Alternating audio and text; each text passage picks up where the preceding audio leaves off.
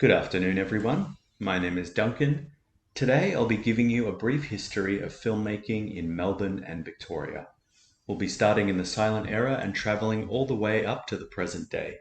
The main presentation will run for about 45 minutes, and there will be a chance for questions and discussion afterwards. I'll be playing clips from a range of different movies throughout the presentation.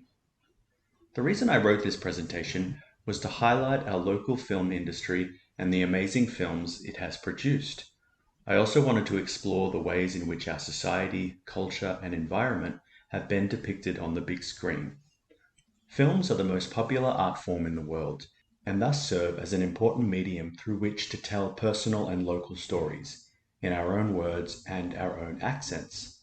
Films can contribute to a shared identity. However, they can also challenge dominant narratives and force us to reevaluate our perceptions of the world. Victorian cinema is almost as old as cinema itself. In 1895, the film pioneers Auguste and Louis Lumière screened the first ever motion picture to a small audience in Paris. It was a short film about workers leaving a factory. Less than a year later, the Melbourne Athenaeum Theatre in Collins Street screened the first ever motion picture seen by Australian audiences. Now, I couldn't find the name of the film that was screened, but I do know that in 1897, the Melbourne Opera House screened complete footage of the Melbourne Cup and Caulfield Cup on the same day that the races were run. The 1900s and 1910s were a boom period for Victorian cinema. The Limelight Department, one of the world's first movie studios, was established in Melbourne by the Salvation Army. It produced evangelical films, as well as carrying out private and government contracts. Its most notable production was Soldiers of the Cross, released in 1900, which dramatized episodes from the life of Jesus Christ, as well as stories of early Christian martyrs. Screenings were accompanied by a 20 to 30-piece orchestra and a live evangelical lecture, and aimed to stir audiences to religious devotion. In 1901, Limelight Studios was also commissioned by the government to film the Federation of Australia. The most significant Victorian film made during the early 20th century was The Story of the Kelly Gang. Directed by Charles Tate, it traces the life of an infamous outlaw and bushranger Ned Kelly. The film was shot in and around Melbourne, when the Kelly legend was still fresh, and was first screened at the Athenaeum in 1906. The film ran for more than an hour and is recognized by film historians as the world's first full-length feature film. It is also the first example of a bushranger movie, a subgenre that dominated the early years of Australian theatre and film production. The Story of the Kelly Gang was considered lost for many years, but since the 1970s, various reels have been discovered in storage rooms and rubbish dumps all around the world. As of 2022, 17 minutes of the film have been restored and are available to watch at the National Film and Sound Archive. Here is a clip from the film.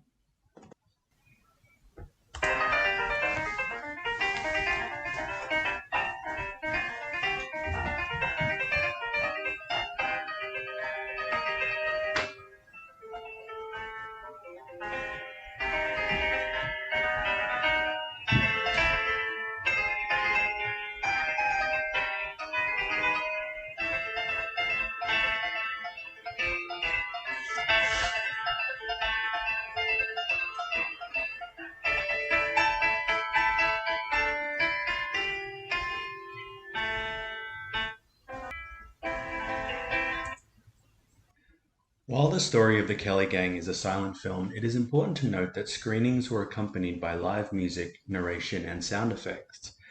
And so in 1906, the film was anything but silent. Most of the film is black and white, except for the scene in which the Glenrowan Hotel is set on fire, which is tinted red. The climactic scene of Ned's capture is very effective, with the character staggering towards the camera, guns blazing. Melbourne audiences had never seen anything like it and flocked to the Athenaeum. The Story of the Kelly Gang enjoyed a long national tour and was also screened in New Zealand and England, where it was billed as the longest film ever made and brought the image of the Australian bushranger to international audiences. However, the film was also controversial, being accused of romanticizing bushranging and police killings, and was banned in Benalla and Wangaratta, two Victorian towns with strong Kelly connections. Critic Ina Bertrand interprets the film's tone as, quote, sorrowful, depicting Ned Kelly and his gang as the last of the bushrangers, end quote. Stephen Varg writes that, along with dramatizing the bushranging legend, the film features many tropes that are unique to Australian literary tradition, such as, quote, miscarriages of justice, Protestant Catholic sectarianism, and class warfare, end quote.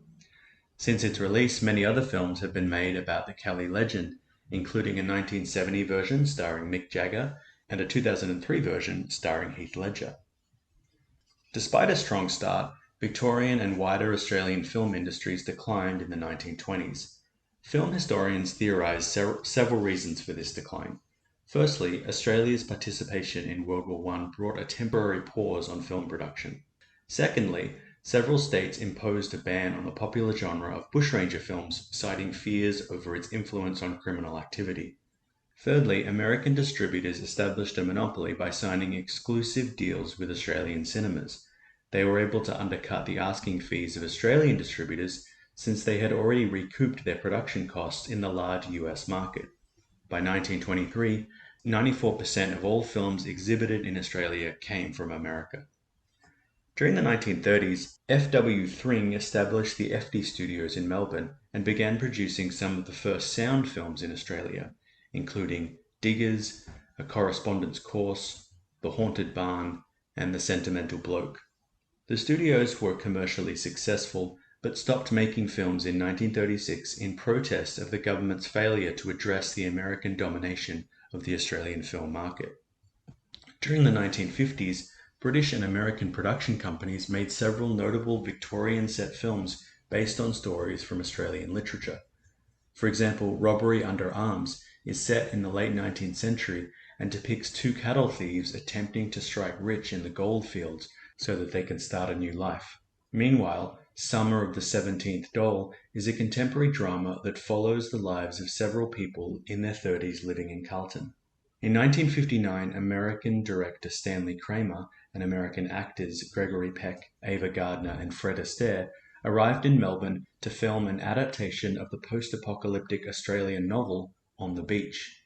The film is set in the near future, after nuclear war has devastated the Northern Hemisphere. It opens with one of the few remaining American submarines arriving in the harbour of Melbourne, one of the few cities still standing. Here is a clip from the film. That's wishful thinking if ever I heard it. I'm not against wishful thinking, not now. Look, they pushed us too far. They didn't think we'd fight no matter what they did. And they were wrong. We fought, we expunged them. We didn't do such a bad job on ourselves. With the interesting result that the background level of radiation in this very room is 9 times what it was a year ago. Don't you know that? 9 times. We're all doomed, you know. The whole silly, drunken, pathetic lot of us. Doomed by the air we're about to breathe. We haven't got a chance. I won't have it, Julia. I won't. There is hope. There has to be hope. There's always hope. We just can't go on like this. We can't. We can't. I shouldn't drink, you know. I never say something brilliant. Sorry. The filming of On the Beach attracted a lot of interest from locals, and Peck and Gardner were frequently trailed by a gaggle of fans and journalists. Gardner purportedly did not enjoy her visit, and when asked what she thought of Melbourne, replied that it was, quote, the perfect place to make a film about the end of the world. However, film historians suspect that this quote was invented by a Sydney journalist. The film was shot in the suburb of Berwick, and if you've ever travelled there, you'll notice that many of the streets are named after people involved in the film. The submarine used in the film was provided by the Royal Australian Navy and is called the HMAS Melbourne. On the Beach premiered in all 7 continents, including the Little America base in Antarctica. While the film recorded a loss of $700,000, it was praised in its day and in later years and acquired a cult following for its unique depiction of nuclear Armageddon. The Australian Film Institute was formed during the 1950s in order to recognise and celebrate high-quality productions. Sadly, during the 1960s, film production once again reached a low ebb. One important event that did occur during this decade was Prime Minister John Gorton's introduction of several forms of government support for the arts. The Whitlam government continued to support the Australian film industry by establishing assistance programs, which resulted in a resurgence of Australian filmmaking. This resurgence lasted from the 1970s to the mid to late 1980s and was dubbed by domestic and foreign critics as the Australian New Wave. It paralleled similar cinematic resurgences in France, Japan, and the US. At the forefront of the New Wave was the 1975 mystery drama Picnic at Hanging Rock. This film is directed by Peter Weir and based on the novel by Joan Lindsay. The plot involves the disappearance of several schoolgirls and their teacher during a picnic at Hanging Rock near Mount Macedon on Valentine's Day in 1900, and the subsequent effect on the local community. Here is a clip from the film. You wouldn't have the time, I suppose, miss. I'm Miranda, your pretty little diamond watch. Don't wear it anymore. Can't stand it ticking above my heart. If it were mine, I'd wear it always, even in a bar. What do you, Mr. Hussey? Stopped at 12. Never stopped before. Must be something magnetic. Well, after 2, I'd say. We'd better be careful. I promised Mrs. Appleyard I'd have you lot back at the college by 8. Except for those people down there, we might be the only living creatures in the whole world.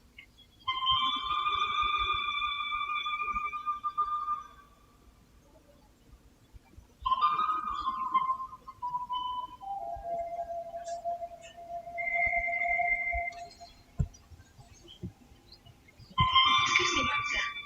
Yes, Marion. I should like to make a few measurements based on the rock if we have time, with Miranda and Irma. Oh, please, Mademoiselle. We'll be back long before tea. Eh bien, allez. May I come too, please? So long as you don't complain. A word, I promise. And don't worry about us, Mademoiselle. We shall only be gone a little while.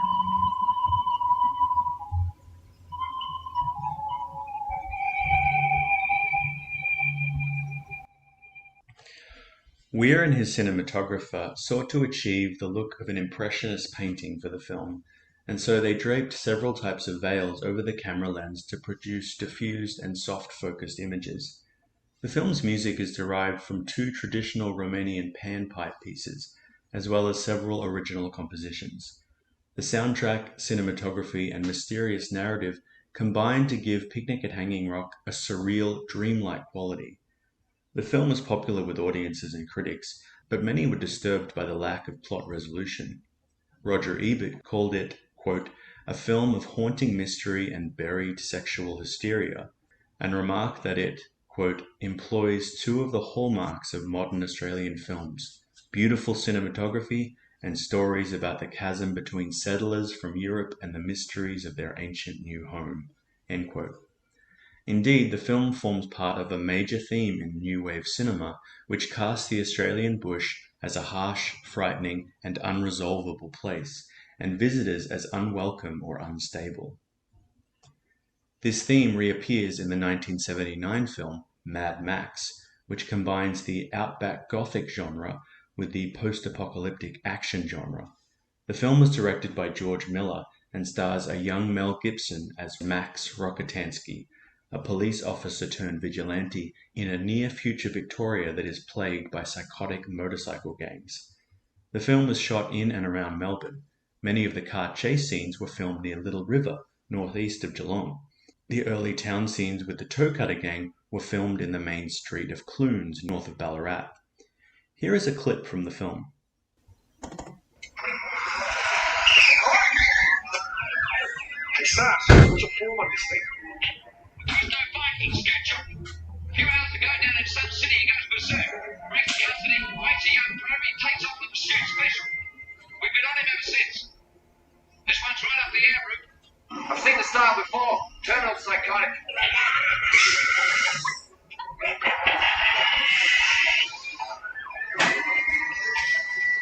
What's he driving?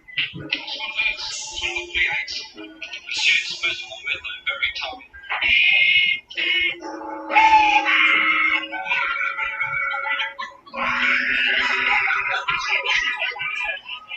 Okay, we're about a half mile of Valkyrist Road. You'll see me in a minute now. But the guts out of it! You're at the producers!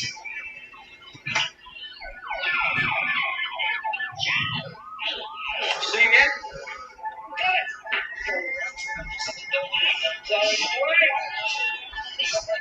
No brakes. No braking.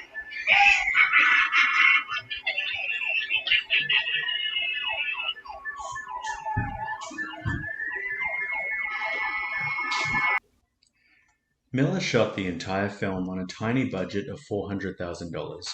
In order to keep it under budget, he did not secure filming permits and closed roads without permission. Most of the biker gang extras were members of actual Australian outlaw motorcycle clubs and rode their own motorcycles in the film. The production eventually attracted the interest of the Victorian police, but rather than shutting it down, they helped manage traffic and escort vehicles until the shoot was completed. According to Miller, Mad Max is inspired by the car and racing cultures of the 1970s, and in particular, the high road fatalities that this culture produced. Miller witnessed many car accidents growing up and working in a hospital emergency room as an adult, where he saw injuries and deaths similar to those depicted in the film. Miller also took inspiration from the effects of the 1973 oil crisis. Co-writer James McCausland recalls that, quote, long queues formed at petrol stations, and anyone who tried to sneak ahead in the queue met raw violence, end quote. He further claims that he and Miller wrote the Mad Max script based on the thesis that Australians would do almost anything to keep their vehicles moving. This thesis reflects the aforementioned fear of the Australian landscape and positions cars as the only thing capable of taming the country's vast, hostile spaces. Mad Max polarized critics upon its release, with many regarding it as ugly and sadistic. However, the film was awarded 3 AFI awards and had a significant impact on modern popular culture. It spawned 3 sequels, with a 4th in development, and made a star of Mel Gibson, who went on to have a successful career in Hollywood. Despite its modest budget, the film grossed over $5 million at the Australian box office and over $100 million worldwide. Accordingly, it held the Guinness World Record for the highest box office to budget ratio of any motion picture. Prior to its US release, distributors feared that American audiences would not be able to understand the dialogue. Therefore, much of the Australian slang was rewritten and all the dialogue was redubbed by American voice actors. It wasn't until the year 2000 that the film was re-released in North America with its original dialogue track restored. Directors such as James Cameron, Guillermo del Toro, David Fincher, and Quentin Tarantino, as well as video game director Hideo Kojima, have all cited the Mad Max series as a major influence on their work. In addition to art films like Picnic at Hanging Rock and action films like Mad Max, the Australian New Wave was also notable for its comedies. For example, Melbourne-based films such as Stork, Elven Purple, and Malcolm were all popular at the box office and all celebrate and satirize Australian colloquial culture. Comedies of this period were often bawdy in tone and celebrated the Australian larrikin. The main characters in these films are mischievous, crude, and rowdy, but ultimately good-hearted, and much of the humour comes from their interactions with members of the upper class. The Australian playwright David Williamson also rose to prominence during this period and had several of his plays adapted into films. Don's Party is set during the 1969 Australian federal election and portrays a group of friends gathering in a Melbourne home to celebrate the Labor Party's predicted win. Meanwhile, The Club was inspired by the backroom dealings and antics of the Collingwood Football Club and dramatises the fortunes of an AFL team over several seasons. The novel Monkey Grip by Geelong author Helen Garner was also adapted into a film. It follows a Melburnian single mother played by Noni Hazelhurst and her on-again, off-again relationship with a heroin addict. The Classic stories from Australian literature and history continued to provide popular cinematic adaptations, and in 1982, The Man from Snowy River was released. The film is based on the Banjo-Paterson poem of the same name and is set in the snowy mountain ranges of northeast Victoria. It follows a man named Jim, played by Tom Burlington, who has spent his entire life in the mountains with his father.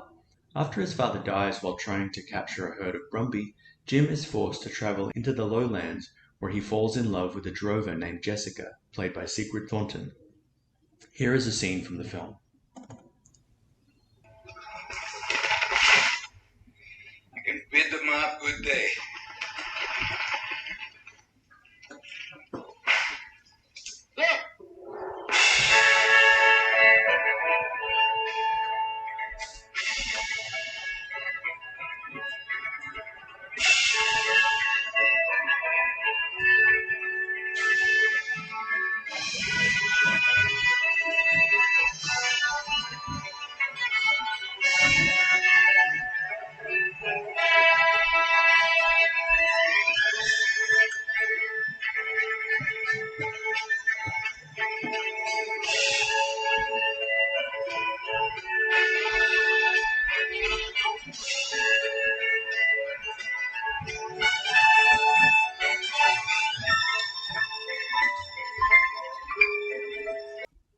The Man from Snowy River gained a large audience, reigniting interest in Paterson's poetry. Critics praised the spectacular horse riding and droving scenes. It was the highest grossing Australian film up until that point, although this record was eventually eclipsed by Crocodile Dundee. It also won the AFI for Best Score and was nominated for a Golden Globe for Best Foreign Film. The film's composer, Bruce Rowland, produced a special version of the main theme, which was featured in the opening ceremony of the 2000 Olympic Games held in Sydney. The 1990s proved a successful decade for Australian film and launched the careers of several new stars to a global audience. For example, Ben Mendelsohn began his career with a series of Victorian productions, such as the comedy The Big Steal and the dramas Nirvana Street Murder, Spotswood, and Metal Skin. Rachel Griffiths had an early starring role in the highly acclaimed drama Amy. Eric Bana played a supporting role in the comedy The Castle, starred in the autobiographical crime drama Chopper, and featured prominently in the Melbourne-based sketch series Full Frontal. Finally, Guy Pearce, who grew up in Geelong, starred in the romantic comedy Dating the Enemy and the crime film The Hard Word before breaking into Hollywood. A key difference between this era of cinema and the previous era is that where New Wave films were often set in the outback and different historical periods, Australian films of the 90s and 2000s inhabited contemporary suburbia. One of the most famous and infamous films of this period is Romper Stomper, starring Russell Crowe in one of his earliest roles. Directed by Jeffrey Wright, the film follows the exploits and downfall of a neo-Nazi gang in Footscray. Here is a clip from the film.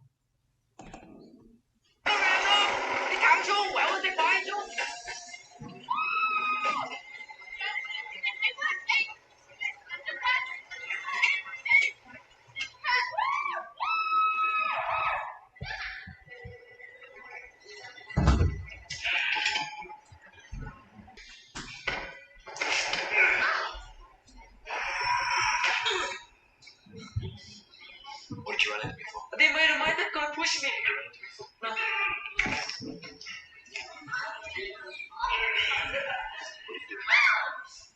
do you do? Let me tell you something. Watch and listen. This is not your country.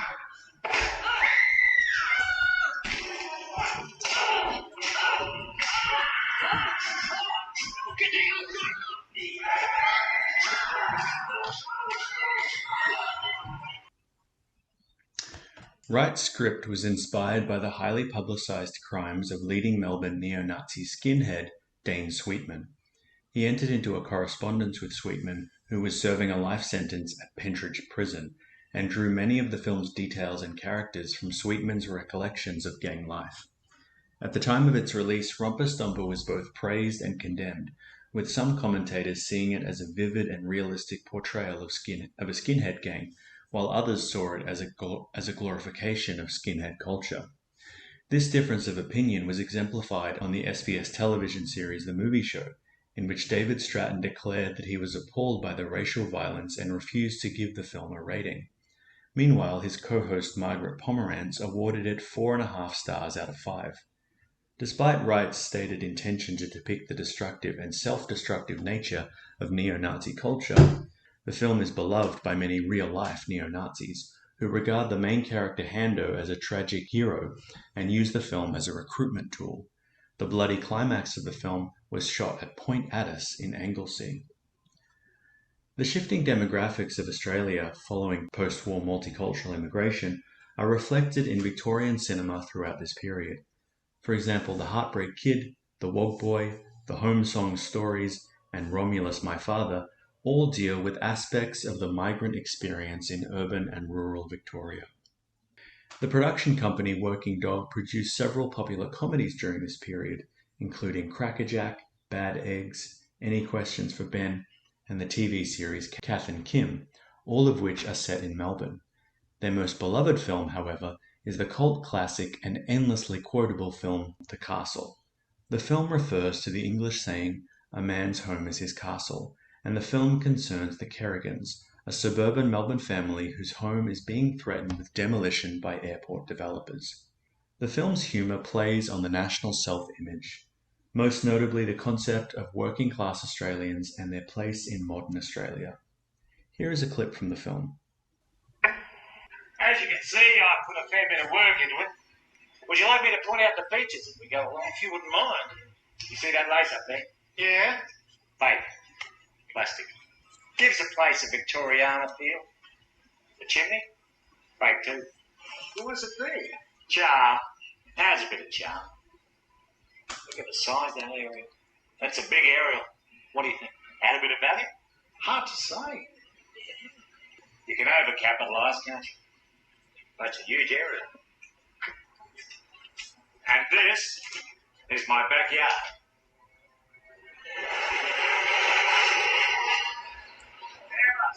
Brisbane, Mars, Sydney. How close it gets to the end of the runway? Oh, just over the fence. Is that the runway there? Yeah. There? Yeah. Beautiful. Sometimes you think they're going to land right on top of you. Freaks the dog. Greyhound. Large kennel. Well, originally it was a cubby house when the kids were growing up. I was thinking of turning it into a granny farm. The council said no. Now here back, all landfill. Not allowed to build there. Has the soil been tested? Oh yeah. Nothing too serious in there. What do you know about lead? Thematically, the film's central character, Daryl Kerrigan, embodies the stereotype of the Aussie battler, an underdog who will protect and serve his family in the face of challenges and adversity. Daryl is also doggedly committed to the Australian dream of home ownership and refuses to have that dream shattered by powerful governments or corporations. While the film portrays its characters as uncultured and ignorant, it also shows them to be deeply principled, loyal, and compassionate people. While the film is beloved in Australia, the specificity of its humour and issues made it difficult for foreign audiences to connect with. The Castle is full of memorable and hilarious lines, and many of the phrases have entered common usage in Australian speech. For example, "Tell him he's dreamin'," "How's the serenity," "Sufferin' your jocks," "You could serve that in a restaurant," and "This is going straight to the pool room." My favourite line is when the judge asks the Kerrigan's lawyer what section of the Australian Constitution has been breached, to which he replies, "There is no one section, it's just the vibe of the thing." 2010 marked the release of the neo-noir crime drama Animal Kingdom. The film follows a Melbourne-based crime family as it wages war against the Victorian police. It boasts an all-star cast of Australian actors, including Ben Mendelsohn, Guy Pearce, Jackie Weaver, and Joel Edgerton. Here is a clip from the film. Hey, buddy! Hey! Lights green, you idiot. You got a staring problem, mate. You're looking at it.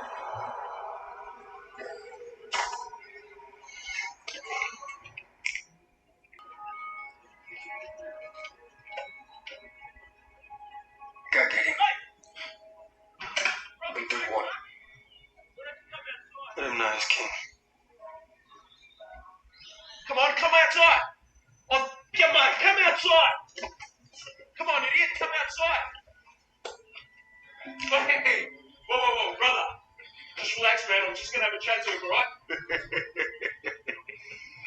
Just chill, bro. This way. Get in, man.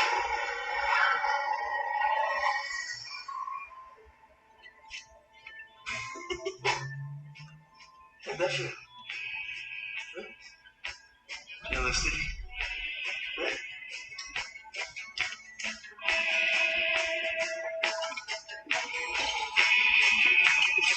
Fun, huh? Director and writer David Michaud was fascinated by Melbourne's criminal underworld and drew direct inspiration from the Petting Hill crime family, whose members were convicted of drug trafficking, arms dealing, and armed robberies, and like the film, were headed by a matriarch. The Petting Hill family was also involved in the Melbourne gangland killings, dramatized in the TV series Underbelly. Animal Kingdom received overwhelming critical acclaim, with David Stratton praising the performances of Weaver and Mendelsohn. In recent years, Victorian cinema has moved away from Melbourne and returned to regional areas. For example, The Dressmaker, based on the novel by Rosalie Ham, follows an accomplished fabrician, played by Kate Winslet, who returns to her small hometown to take care of her ailing, mentally unstable mother. The film explores themes of revenge and creativity, and was described by director Jocelyn Moorhouse as, quote, Clint Eastwood's Unforgiven with a sewing machine, end quote. Likewise, The Dry, based on the debut novel by Jane Harper, follows a federal police officer, played by Eric Bana, as he returns to his hometown to attend the funeral of his childhood best friend. The film explores themes of memory, generational trauma, and the effect of drought on rural communities. Finally, in 2019, the Chinese action film The Whistleblower was shot along the Great Ocean Road, with several scenes taking place in Geelong. Victoria continues to produce a moderate number of films each year, but in common with other states and other English-speaking countries, it often has difficulty competing with the American film industry, which has more studios, more money, and a much larger home audience. The most successful Australian actors and filmmakers are easily lured by Hollywood and rarely return to the domestic film industry. There are exceptions to this rule. For example, Guy Pearce continues to make Australian features, including the Jack Irish films and TV series, which are adapted from the novels of Ballarat author Peter Temple. The Victorian film industry has been impacted by the COVID-19 pandemic in Australia, with at least 60 shoots being halted and about 20,000 people put out of work. In March of 2020, all productions funded by Screen Australia were postponed. Thankfully, recent improvements in COVID-19 statistics have allowed Screen Australia to continue to find work and process applications for actors and screen artists in anticipation of returning to production. One potential silver lining of the global pandemic is that it could remove a lot of American competition and open up the production and distribution landscape for more domestically made films. That concludes this presentation on the history of Victorian cinema. I hope you've enjoyed it, and thank you for listening.